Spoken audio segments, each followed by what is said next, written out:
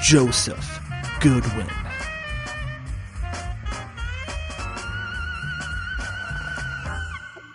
Welcome in everyone to Undrafted, Uncensored, where, sometimes there's a really good thing about the Rocky season ending, and that's the sales.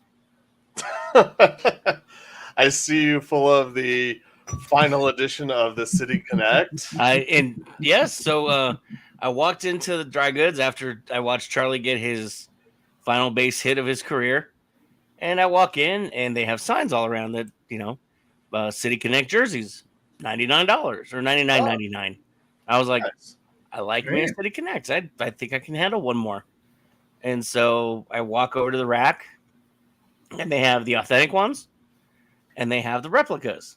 And I think to myself, do I want to ask this question right now? Because we already know the answer.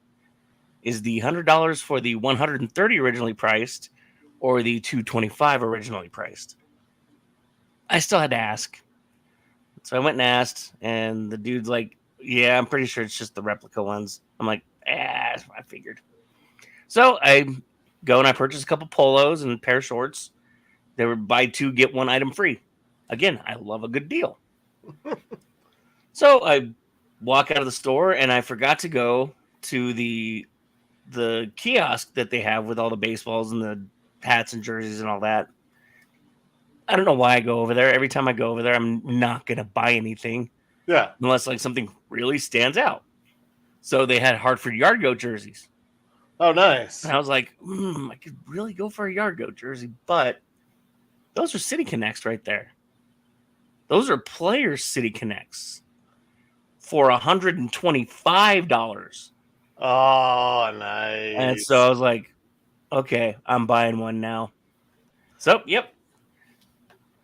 Player issued Colorado Rockies City Connect jersey, 131 after tax, but Of course, but I mean, well worth it. I might have to make a trip down there in the next 2 days and see. Yeah, those are the sweet ones. So who'd you get? Nobody. It's blank. I thought it was a player jersey or whatever. No, it's the player. It's the ones they give the players or they issue the players. Oh, but there's nobody. It doesn't have. There's nobody on it. No. Oh. And I'm not letting them do the iron-on name on this. No, it should already. That's. I guess that's why it's on sale, but that's lame. It should have somebody on it. If you could have gotten a Chuck Nasty City jersey, come on, that would have been sweet. They would have sold like hot. Why were they not doing the shitty iron-on thing themselves the last couple of days? Oh no, they were, dude. They had a line. Oh yeah, I'm sure they had a line of people buying blank jerseys. Okay. And getting in line and having them made. See, so. Okay. Yeah, it's the official. Yeah. Okay, I was gonna say probably had they probably had a bunch of nasties getting ironed on. Yep. Just there was you couldn't walk by that stand outside Diamond Dry Goods without 4 people standing there picking up jerseys that were being made, and most of them were Charlie. Yeah, and I'm sure that once some of this dies down, there will be some more available for resale because the Rockies in typical fashion probably brought way too many of them. Yeah. and at one point they're going to be like, get rid of them all now.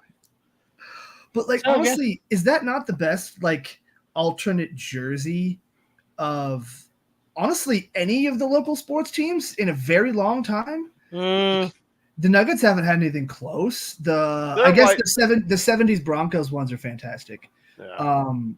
So that's probably the Nordiques. I like the abs with the Colorado across the front. Oh, the Nordiques. You're right. The Nordiques one is pretty sweet. No, that one's terrible. The Nordiques. You're terrible. The Colorado terrible. Across the front is dumb. I don't remember that one. So, yeah, the Nordiques. I guess I'm recalling because I can't remember retro. It's dope. The Nuggets white City Connect ones or whatever they were called. With the rainbow. Yeah, Skyline, whatever. It was the red outline of the lettering. Yeah, those weren't bad, but no, those Rockies Colorado license plate looking jerseys, those are fucking sweet. Especially for changing the color scheme, which is really just baseball and basketball mostly. The Nordiques ones I think still kept the burgundy and blue, but it's just sweet. It's better than the Rockies. Yeah, we'll get into the Rockies here in a little bit. Colin's Yes, we will. happy. But let's start with the first sloppy second win. I mean, that was. I mean, a win's a win. It was sloppy. I watched what I could, and I watched highlights afterwards. Obviously, I went to go take in Charlie's last game. The defense made me proud because they lost basically their captain, and they didn't look like they lost a beat. They were in Rogers' kitchen all afternoon, and I love it. Hot and fresh. And it's starting to look like. I mean, if the Broncos can get Bo Nix to even be decent in the next couple of years, it's going to be like 2015 all over again. The defense is going to carry the Broncos to the playoffs. I wouldn't go that far, but they're definitely really good, and it's a lot of fun to watch. But yeah, it's they need to score points. They need to be able to do something because you can't expect to hold the other team to 16 points again. Or 7. But yeah, or 9 in this case. But yeah, dude, it's really fun to watch, but at the same time, it's infuriating to watch because you've seen them be able to do some things, and again, the rain had a big play on it, and the Jets just have a very good defense. They're a much better defense than the Buccaneers, even healthy. Like if the Buccaneers were healthy, the Jets are still a much better defense than the Buccaneers are.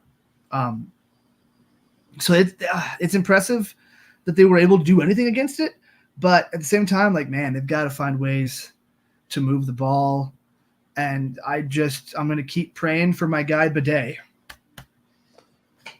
Yeah, I was gonna say we saw a lot of injuries this week. I know Bidet was one, Rasheed Rice, and I mean with that, speaking of prayers, everybody out east who's dealing with the aftermath and everything like that of Helene. I mean, thoughts, everything goes out to them. I know I have a lot of family out there. I was telling you guys that I was messaging my uncle about that, and he was fine. But I know one of my aunts got hit; they're okay, but. Yeah, a lot of stuff going on out there on the East Coast. And, football is a great way that we can escape. And unfortunately, we didn't escape everything because of the injuries that did happen in this game. I mean, we finally saw Javonte Williams get a 10-yard rush. Julian McLaughlin got over 10 yards on a rush. There were moments, and there was a time right before I got to my baseball game this afternoon. I was like, damn, I should have bet this is a no touchdown game. I did not expect the way. I mean, Sutton caught a touchdown, so I'm glad I didn't. But I did not expect this game to go like this. Yeah. When you think of Aaron Rodgers and what he does and has done to defenses over his career, it's typically find the open man and carve them up. And the Broncos defense didn't leave open men out there to catch the ball. They stifled Breece Hall at the line of scrimmage. Yeah. I mean, all around, like, Breece Hall has been a Bronco killer. Maybe this is just a result of the Broncos not being good for a while and these guys taking them lightly and not realizing that they're not coming to play. But I really think that it's a lot of the Broncos are actually a damn good defense. And they're giving opportunities to the offense, Joe. You said it earlier. The offense needs to start doing something. I mean, Nick, you did too. But Joe said it more recently. So I remember that better. Recency bias. This Broncos offense, man, after you think they found something last week, what the hell? What the hell is going on? And I know they have a good defense. I know it was raining, but once running the ball started to work, why didn't you do that more? Why can't they find any sense of continuity there? There's just it's week after week of the same crap. And now it's beginning to look a lot more like the offense. Last week was the odd man out for this season. We probably won't see that again. That was the Dallas, 50-point game of 4 years ago or whatever it was. Yeah, that was the outlier. Yeah, and I hate it because for a rookie quarterback to have to set the record, he set the record for the most pass attempts with the lowest amount of yards in a win. Yeah, you're welcome, John Elway. Since it was like since whatever. John Elway did it. Yeah, it's unreal. And in the NFL, it's been since like 2000. Yeah, that's the lowest amount of passing yards with that many passing attempts and to get a victory. It is in this game or the Buccaneers game. No, this game. Game. So 25 attempts was to have that many attempts and that few yards and to win the game. Okay. Yeah, I guess because how many yards did he have? It was like 68. 100. Oh, no, 68. Yes. That's great. I remember seeing the 25 attempts because we were talking about that on the postgame show of like how indicative that was of the Broncos offense not doing much. So I looked at the 25 pass attempts. I was like, oh, hey, that's the formula. Don't make him throw it a whole bunch. I didn't look at the 68 yards. No. That's Tim Tebow numbers. Let me make sure. 4 pass attempts. No, I believe you. 60. 12 for 25 for 60. Oh, my God. And he ran the ball for 3 yards. So he accounted for 63 yards of the Broncos offense. I mean, it's like I said, I don't know. I mean, I'm scratching my head and like rubbing my face because I just don't know what to do with this team. It annoys me because this is another case of this defense playing so good. And in a game where you should have put 20 points on the board because of turnovers, because of field position. Yeah. And you couldn't do anything. And like I said, I'm trying to give a little bit of leeway and grace because it's a rookie quarterback and you have a lot of young players. But it's not a rookie head coach. Yes. It's not a rookie head coach, and Sean Payton is not putting the offense, which he should be a mastermind of, in positions to win games. He's putting them in positions to barely or to not lose them. I don't even want to say that. He's putting them in position to actually lose games because he's putting everything on the defense, and the offense isn't doing anything to win any of these games. Once again, besides the outlier that was last week. But even if you look at last week, they didn't need all those points because the defense played so good. So he's setting up the defense to win, not the offense. Yeah, and I'm very fearful of what's to come because we also have the history of, looking back at last year with Jordan Love. Teams kind of started figuring him out for a little while, and then he went on the run a little bit later in the season. Not to bring up bad memories, but Drew Lock played 5 games, looked pretty good, and then what happened? Defenses figured him out the next year. I mean, I don't think he studied or practiced as much as Bo Nix, but either way, defenses still figured out what he was doing, and he didn't evolve, and the offense didn't evolve. So they changed the offense. They had to get a different coordinator every year. So all the teams had to do was figure out what are Drew Lock's little idiosyncrasies that he causes problems with, because the scheme doesn't matter. We can see his footwork is terrible. And have they figured out all of Bo Nix's stuff? I mean, like I said, I know it was raining and I kind of want to give a pass because of the rain, but I can't give a pass to the offense with what they did. Like I said, 60 passing yards. But I mean, we've seen games like that before. The Patriots had a game where they didn't pass the ball at all because it was snowing. So I mean, you have to consider. And I mean, my brother comments here on our chat. Both offenses look terrible today. I'm chalking it up to circumstance to see what next week looks like. I mean, he's got a good point. This is bad weather. This is a cold, misty rain in New Jersey. And I mean, if you know how amazing that feels on your skin. I do. It feels great. I want to go back. So, I mean, we want more growth, but at the same time, we do have to, like you said, extend a little grace too, because the weather's not an excuse, but at the same time, we've seen terrible football in bad weather. And so sometimes those are the cards you're dealt. Yeah. And I think, I think so. That's your brother. Also great name, Camels and Penguins. I love that. Just put 2 random animals together and call it your YouTube name. I think it's fantastic.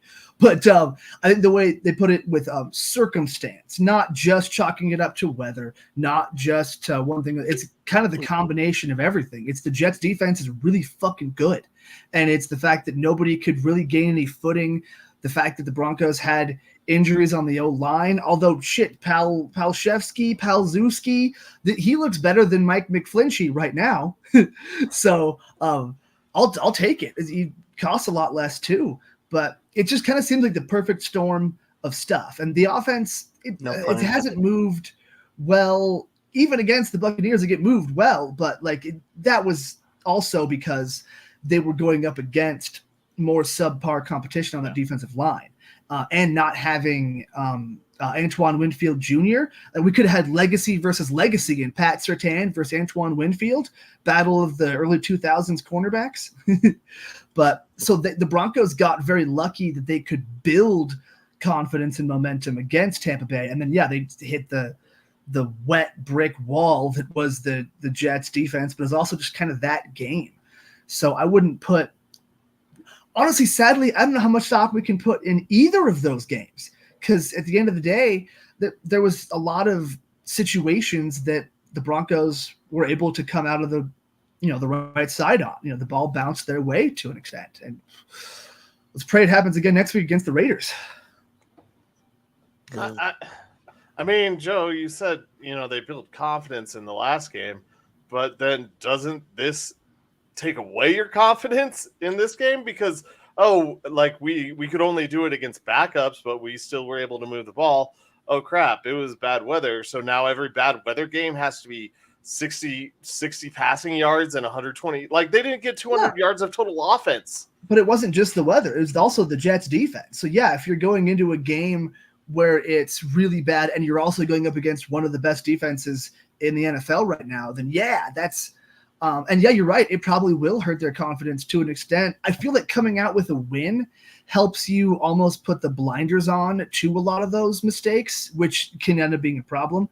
But I think it will end up hurting their confidence to an extent, but it boosts the defense's confidence ridiculously. And when every press conference, Sean Payton gets pissed off about them asking whether Bo Nix is confident or not. So he even said in this one, I want to send all of you out to dinner with Bo Nix so you can stop asking this confidence question. So I'm in. I would like to go. Is Sean buying? Because I'll go. I don't care. We'll go to Taco Bell. I don't give a fuck. Shanahan's. Shanahan's is right down the street from my work, my hotel. So I'll see you there. I'll see you there, Bo. Yeah, sounds great. It's also DMs are open.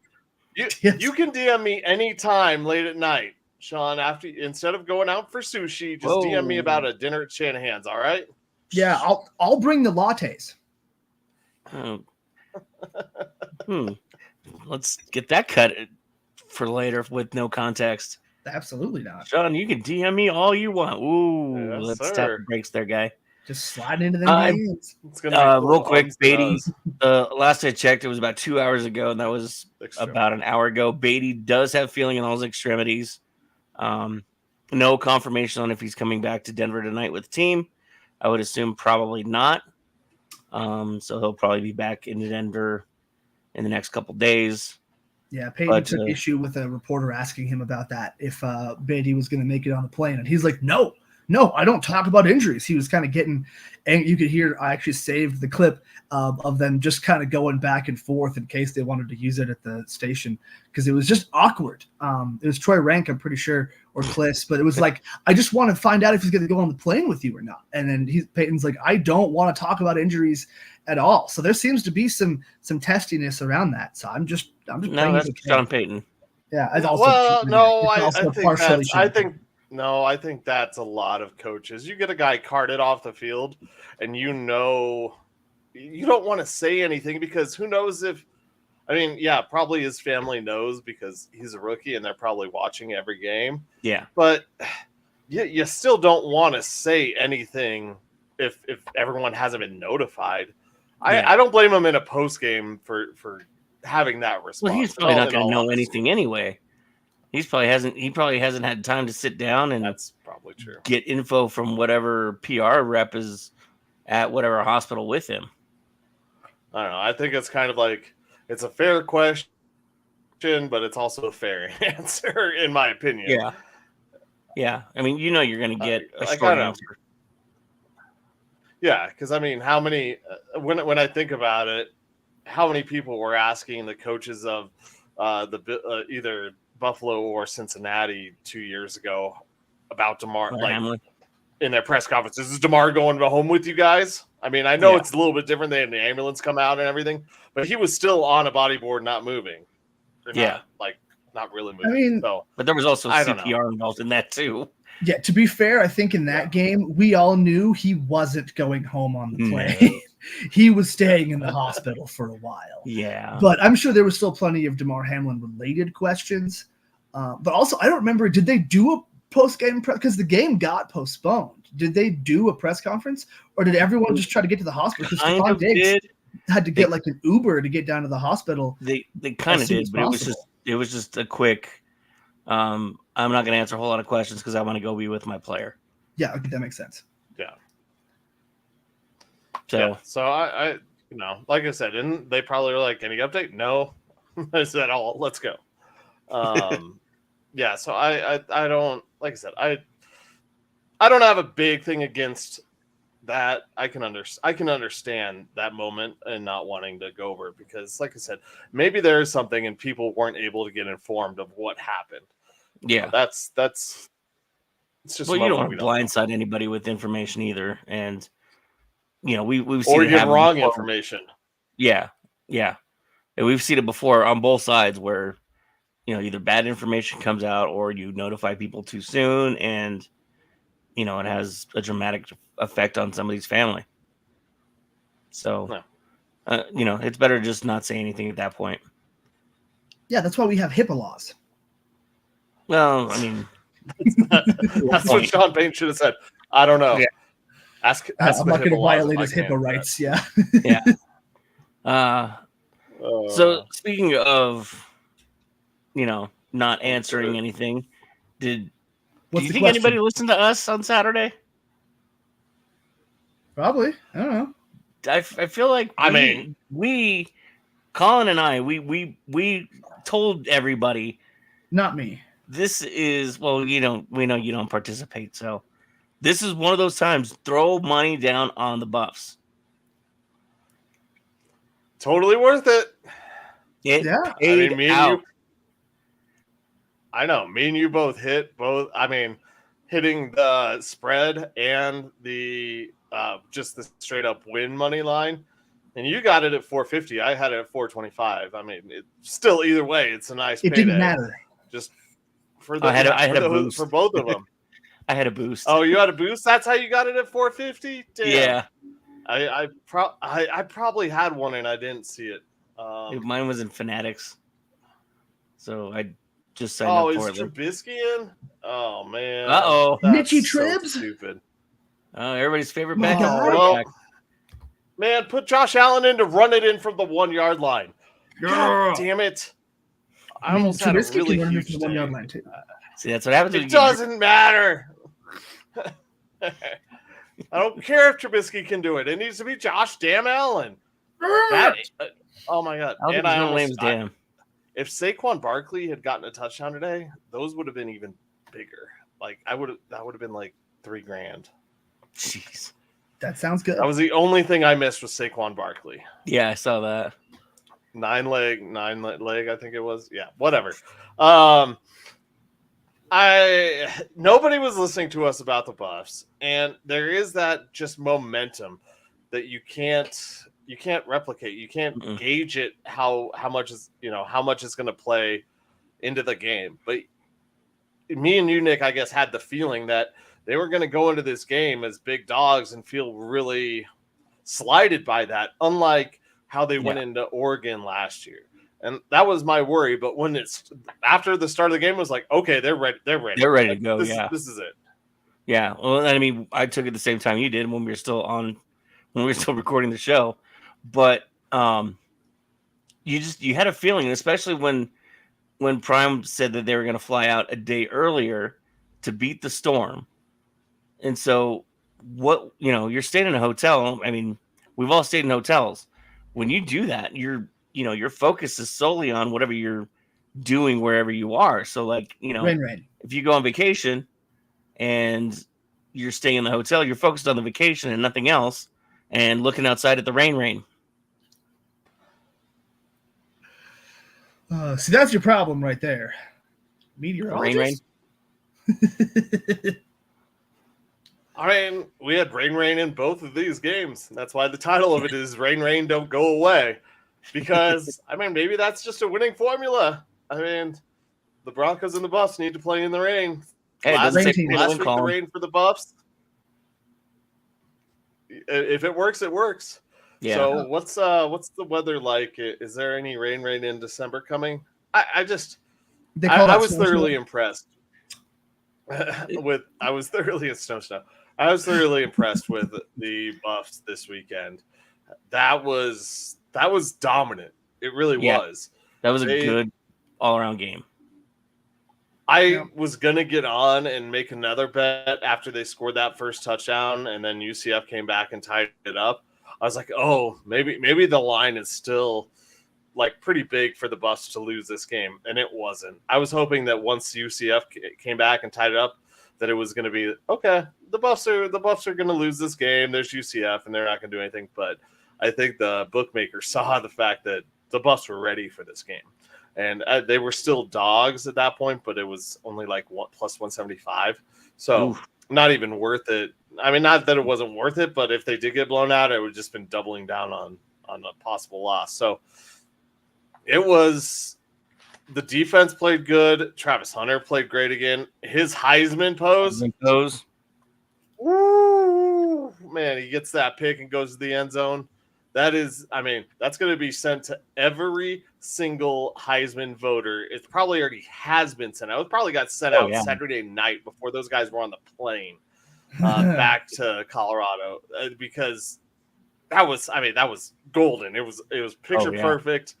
And now they have to go beat K-State, who beat a struggling Oklahoma State team this past weekend, but kind of ran all over them. Get 3 in a row. I mean, let's go streaking, Buffs. There you go. Well, and I think too, I would love it. This Buffs team has a little bit different swagger about them now. I mean, last year when they hit their winning streak, it was early, and it didn't seem like they really earned it, I guess. And so now they're fighting for. I mean, they're fighting for a lot. They're fighting for their pride. They're fighting for a bowl game. They're fighting to show that they belong with the big dogs.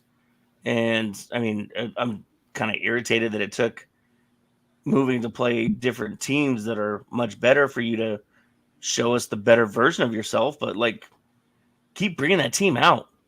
You can dominate the NCAA. I mean, I'm not saying they're going to go play for a championship, but you can make some waves here in the next couple of years. I mean, next couple of years, that depends on them getting a quarterback after Shedeur, which isn't impossible. I think Colin and I were joking about them getting Dylan Raiola to transfer over from Nebraska as soon as Shedeur's done. Or, it's Colin's favorite concept for the Broncos, so might as well just do it for CU also. Future CU quarterback, Braden Fowler. I'm going to mute you. I'm muting you. Oh God! Does he have any eligibility left? Can he do it? I don't know. I'm sure Dion and all the lawyers could figure something out somewhere. I heard CU has a pretty good law school, but I just can they get somebody there? Well, the best way to get people into your program is 1, have your coach stay and some consistency there. 2 is to win and consistently win and put yourself on that national title stage. And I'm not saying that they're in the national title stage. I'm not going that far to say that they shouldn't even be ranked yet. In all honesty, I mean, they beat UCF, who was they looked like a better team than what CU. Maybe CU just made them look really bad, but they were the better team. Or more talented team, excuse me. If you go out and beat K-State, then let's talk about getting them in the top 25 and into the rankings. That's what you need to do. You need that momentum going in and to continue to ride this. Now, they're going to be underdogs next weekend, of course, because K-State has proven more. It's hard to believe that K-State is like good. But They're going to flip. If you go out and do that, then let's talk about them getting in the rankings. But that's how you get people to continuously come to your program year after year after year, is you build a tradition of winning and you start winning. And then you get guys drafted. We've talked about this. You get guys drafted in the NFL. Hey, we're going to get you pro ready. You have the Heisman Trophy winner from your school. It's going to help get some eyes on you. Even finalists, much less 2 possible Heisman Trophy winners. So yeah, the Buffs need to keep winning to keep the hopes of Shedeur and Travis Hunter alive as far as the Heisman goes, and keep recruiting strong. Because if you can get these guys to that level, then the players who are coming into college football, not only do they know that they're going to have some money coming their way NIL wise, but they're going to have money from the NFL one day. Thank you everybody for tuning in, by the way. Thank you to my brother that's joining in on the chat here, saying they're going to flip Julian Lewis from USC. So, sure. I mean, everybody can dream, but you never know. I mean, hey, maybe they'll try and flip Arch Manning. I would love that, but I mean, I think Arch Manning is not leaving Texas after last year or the last 2 games, last 2 weeks. No, because he's going to win all these national championships. The only way would be if there was some other guy that got brought in to compete with him or some shit. But there's nobody else. Yeah, no, there's no way. There's just no way. I'm trying to think of like some kind of transfer situation where he'd got, but who would they bring in? They have Arch Manning. They're not going to bring in anybody. Yeah. They're not bringing in anybody to compete with Arch Manning. No, they don't need to. Even if like some backup kid came in and kicked ass in like a Jalen Hurts situation, he's not the Jalen Hurts. He's the Tua. And this is one of the opportunities that the CU Buffs have right now, is because in a school like Texas that is going to be in a national championship conversation, they're going to have their quarterback at least one more year after this. So you're talking to these incoming freshmen, these young quarterbacks. Hey, you're not going to get a chance to play there for 2 years. You get a chance to play here right away. Texas definitely has a better tradition. I want to say even at Alabama, I believe their quarterback is he a sophomore or is he a junior? Yeah, maybe. I think he might be a junior. I'm not sure. But they have 2. Did you know that their freshman wide receiver is 17 years old? That kid, I think it was Williams, who made that unbelievable catch that off his hands, caught it, turned around, 360'd, whatever. He's 17. That's what I saw. Dude, I didn't fact check it, but it was up there, 17. That's just Alabama, man. I believe it. Well, we were talking about it at the beginning of the season too. Can you imagine being 18 years old and making what these guys are making in just NIL money? Can you imagine yourself at that age making that kind of money playing sports and going to school? Yeah. Oh, having man. everything spoon-fed to you. Yeah. I would have had so many video games. I'm going to sports physical therapy. That's going to be my major. Not. And don't get me wrong. I love trainers and all that, but come on, we all know why you picked that. My guy Clayton, there he is. Long time no see.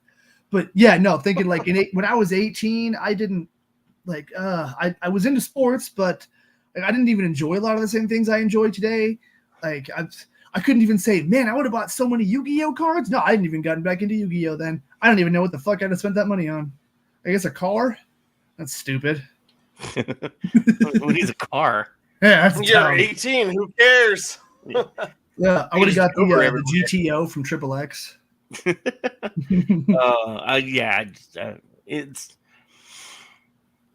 I want to see that prime commitment. I want to see how long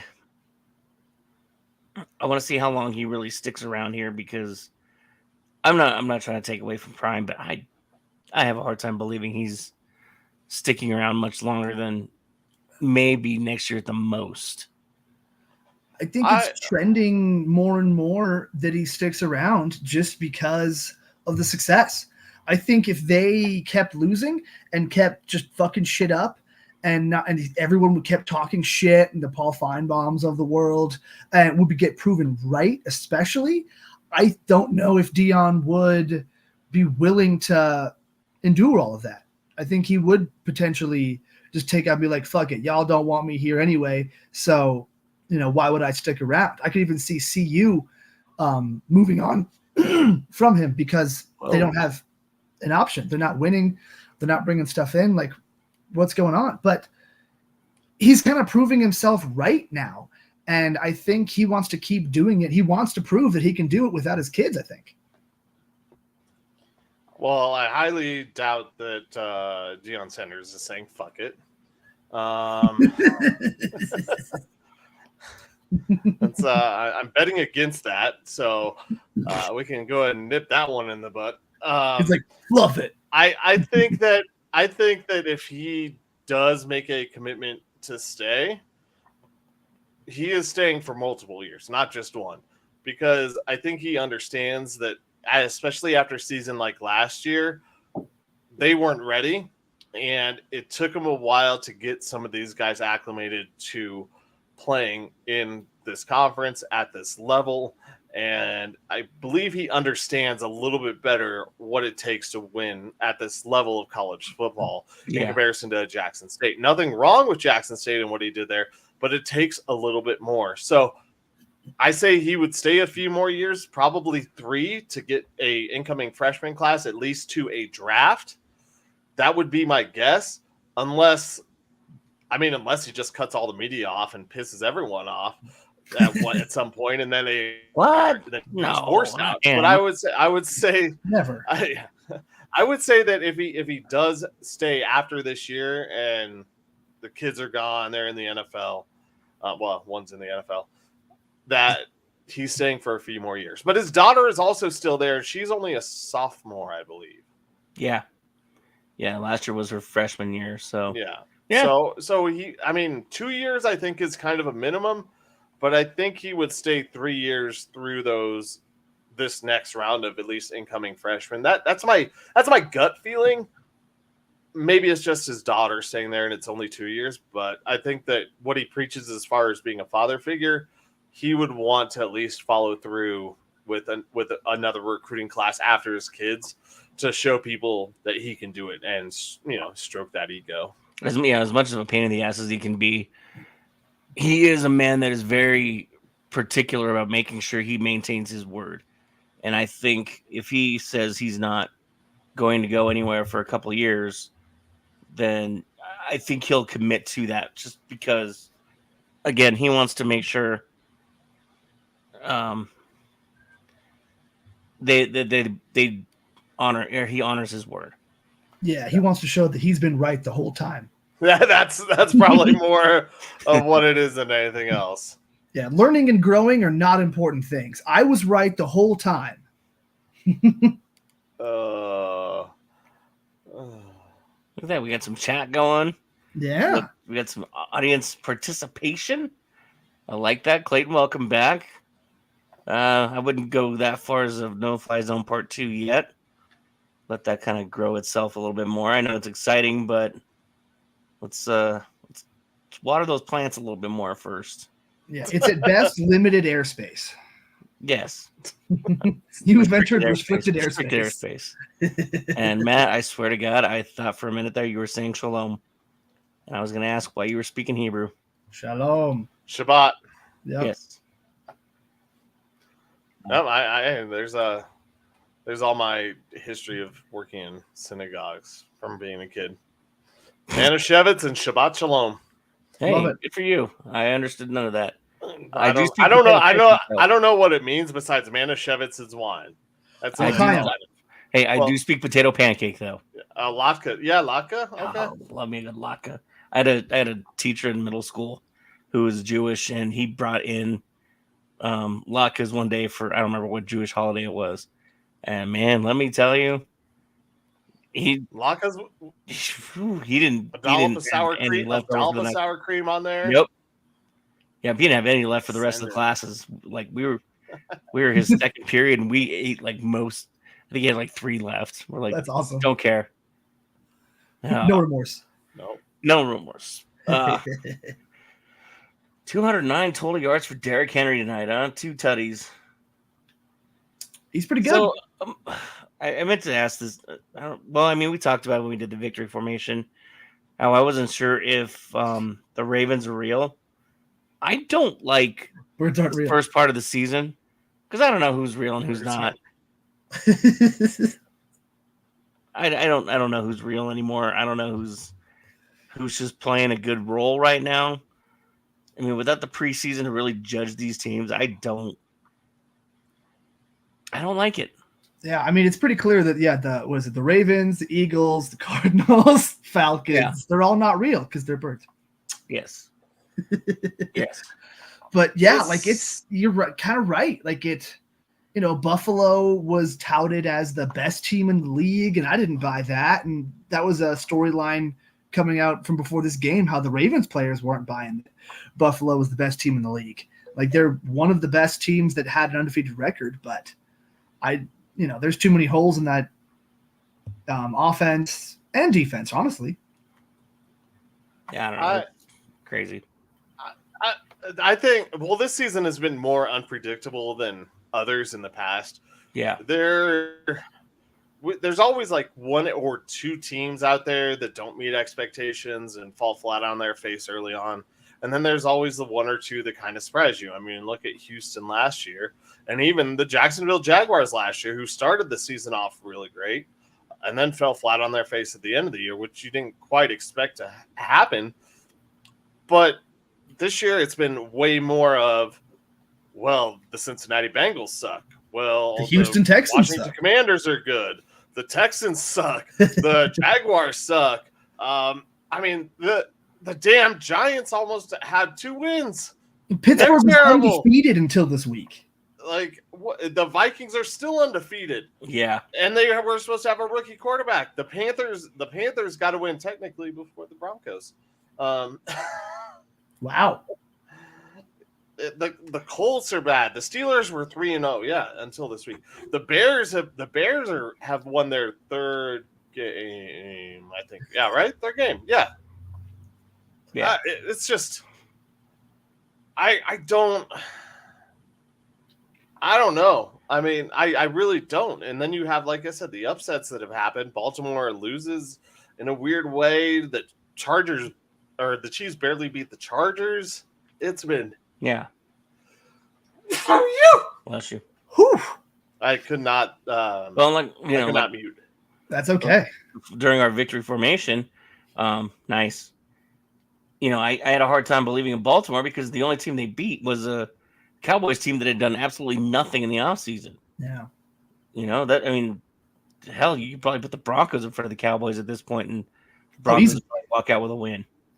I mean, I was a little bit surprised by the Cowboys taking as far of a step back as they took, but I feel like we all knew they were going to take a step back, like going from Pollard back to Zeke Elliott. Are you kidding me?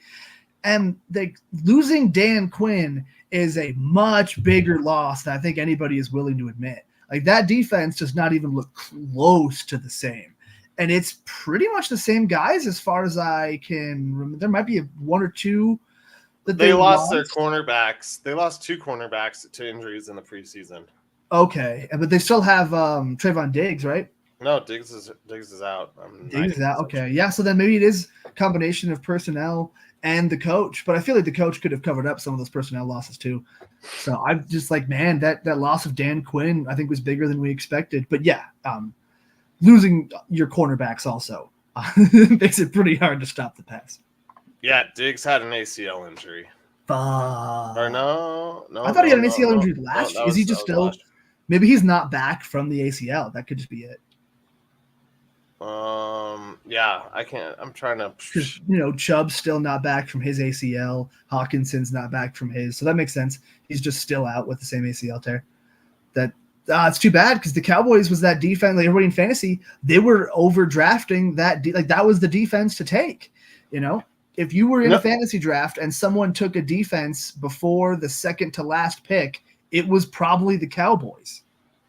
Diggs got hurt on Thursday night. That's what it was. Okay. And then earlier this year, their other cornerback, got hurt in the preseason too. I can't remember his name, but their other starting cornerback was injured earlier in the preseason. Damn, that hurts. Hmm. And their offensive line isn't as good without Tyron Smith. Like it's all kind of falling apart, and you wonder, what Jerry Jones has been thinking. Yeah. Deron Bland is out for them, God. and then Khalil Carson is their other cornerback. So their cornerbacks have gotten beat up. Bland is out 6 to 8 weeks because of a stress fracture. Damn. And that was in the preseason, or at the end of the preseason. But yeah, they're injury riddled, and this is one thing we talked about earlier in this, like throughout the first few weeks, is that these injuries are happening at a breakneck pace for these guys, and then we see Rashee Rice today go down, as I said, because they're breaking their necks. Well, hopefully not. Hopefully, yeah. Yeah, let's avoid the neck breaking. That's an injury. Get it, guys? Yes. Oh man. Yeah. Hopefully they're not Busta Rhymesing it. Okay. Yes. They're just busting some other injuries. Just protect your neck out there, folks. Yes. So sometimes you got to put your neck out. Yeah. That's what Dick Monfort did today when he stepped out there to give Charlie Blackmon his gift. What was it? I did not see. Oh, it's going to be so Colorado Rockies. You're going to love it. It was a framed portrait of Charlie to commemorate his final game. Cool. It was a framed print of Charlie Blackmon to commemorate his final game. They didn't even get him any beard oil or a razor? No. It's like, have you guys seen Blazing Saddles? Oh, yeah. When the sheriff comes into the town for the very first time, and the guy says, "I'd like to offer you a laurel and a hearty handshake." Like that's it. That's all we get. I'm not going to get into the other connotations of that movie, but like that's it. He got a laurel and a hearty handshake. That feels. It was very stupid. Colorado Rockies, and he got a warm reception though. That's for sure. The second they announced him, oh, it was boos all around. I think even Dodger fans were booing him. Good. They should be cheering him. I was just saying, right? I don't know. Although credit to the Dodger fans that did stick around afterwards, after the game, to kind of send Charlie and the Rockies off. I think it was mostly for Charlie, but credit to the Dodger fans that were classy enough to stick around and give Charlie his moment. They're as much crap as we give Dodgers fans. At least they're one of those groups that does know baseball too, though. Yeah, there's a lot of them do. And I told you my story about when I was out there watching. And I went out to the Dodgers game, and there was a guy who sent me a whole gift package of all Colorado Rockies inaugural year stuff. I mean, ticket stubs, player pins, player cards, all of the game day, not all the game day, but the monthly game pamphlet, magazine. Whatever, Rockies magazine.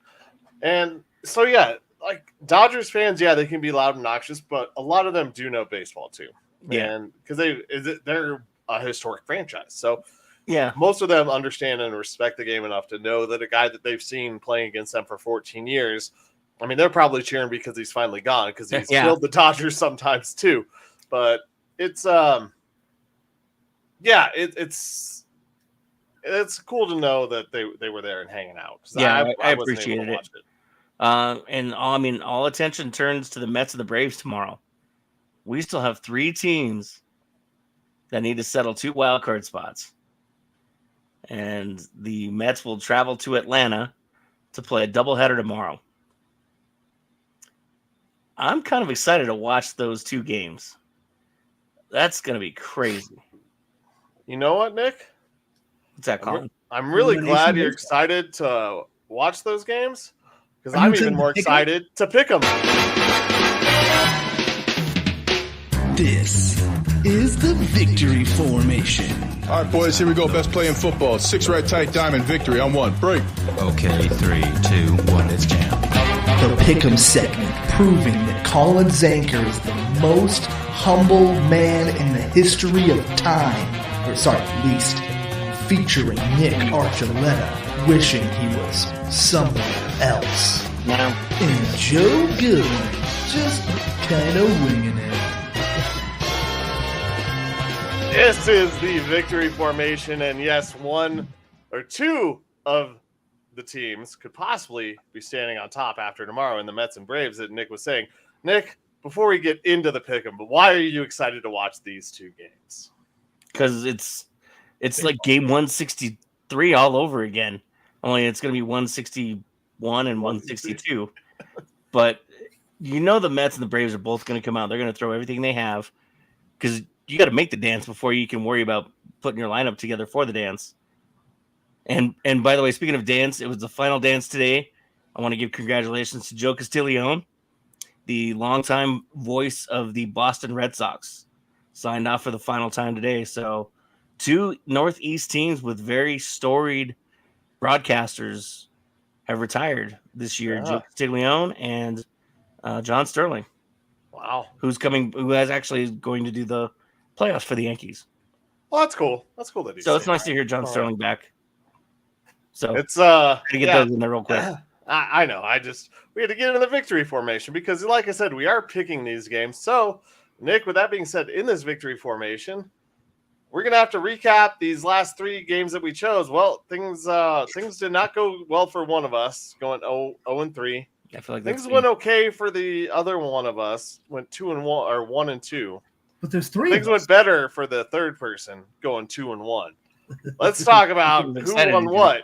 As the Ravens just defeated the Bills, well, not just, the game just went final.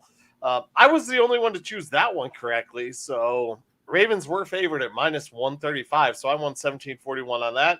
Nick and Joe, good job picking the Bills there. Thanks, buddy. We move on to the Royals versus the Braves, who will be picking. Well, see if anyone picks them in this next one. Nick and I both picked the Braves to win the game tonight, and we were wrong. Oof. That means Joe got the Royals correct. He is Lord Royal right now, and he won $31 because they were big dogs at +210. Yeah, that's not good. The last one we chose was the Penguins versus the Senators. And the Senators at home lost to the Penguins. So that means Nick and I both got that wrong. Joe gets it correct, choosing the Penguins, winning $18 on that one. Joe, big winner of the week, winning $39, bringing you back over the $600 mark at $608.53. Nick, with your $30 loss, you were still in first, but at $645.91. And I'm still over the $600 mark. I lost $2.59, but I'm at $601.18. So let's get into our real bets with the fake Real money. bets. Not First fake. thing we're going to do is game one tomorrow, Mets Braves. It's 11:10 a.m. Mountain Time. Mets are underdogs at +130 in Hotlanta. Nick, who you got? Mets coming off a win today. I think, well, we just obviously just heard the Braves coming off a loss.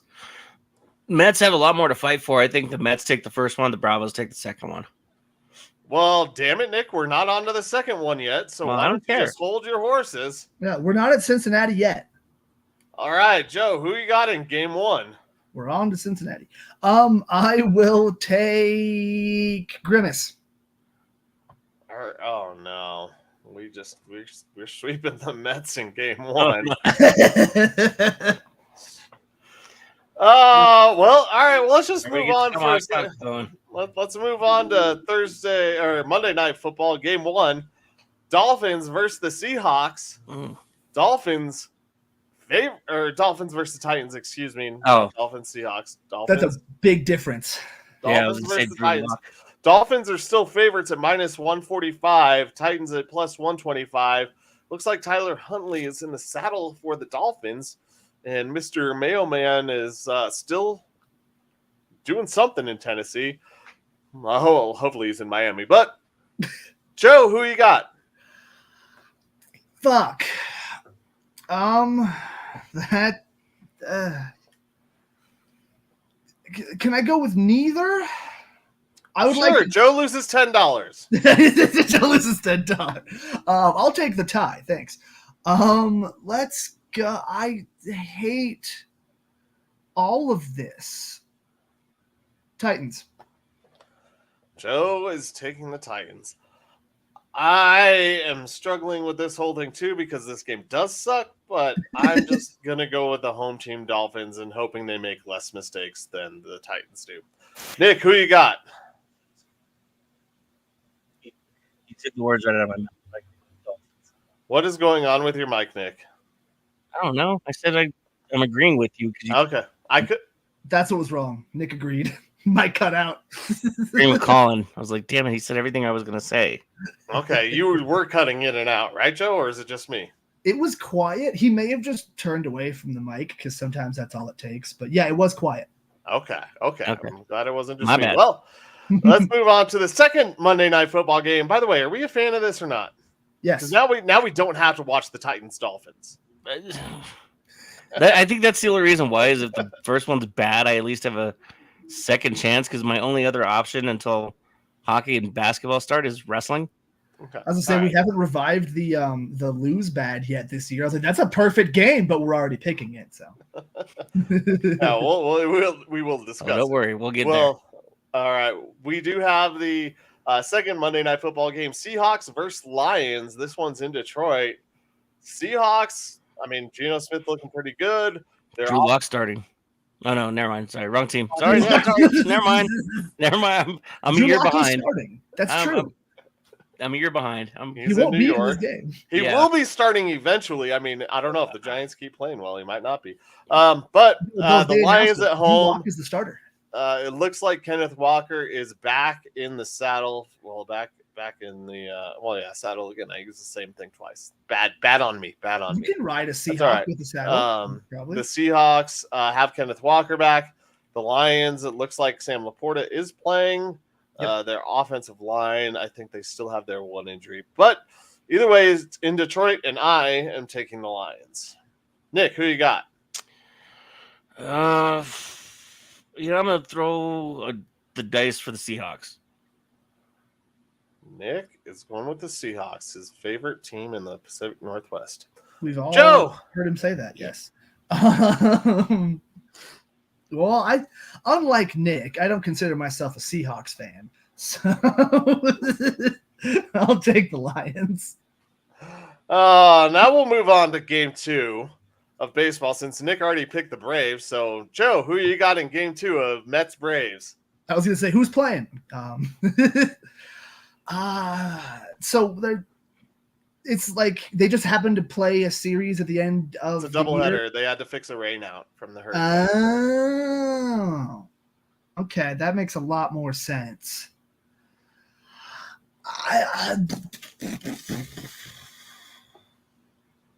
Grimace.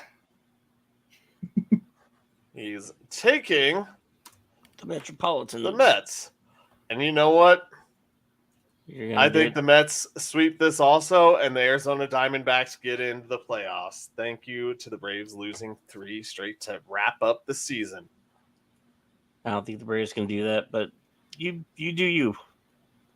I just picked it, so I am. You do you. Last game of the week is Thursday Night Football that we'll have before our next broadcast. Bucks versus Falcons. Hotlanta just looking pretty damn good after their beatdown today of New Orleans, who was the other one of the hottest teams in the NFL until last the other week. Hotlanta. Falcons favored -135. Bucks and Baker Mayfield after throwing for 327, getting slighted as underdogs at +115. Joe, who you got? I mean, I don't know if that's them being slighted. They still have injury problems. The Falcons are just, trending upward every week.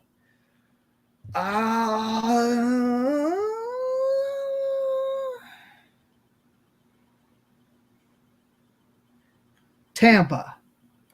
Wow. Joe loves Baker Mayfield. Yeah.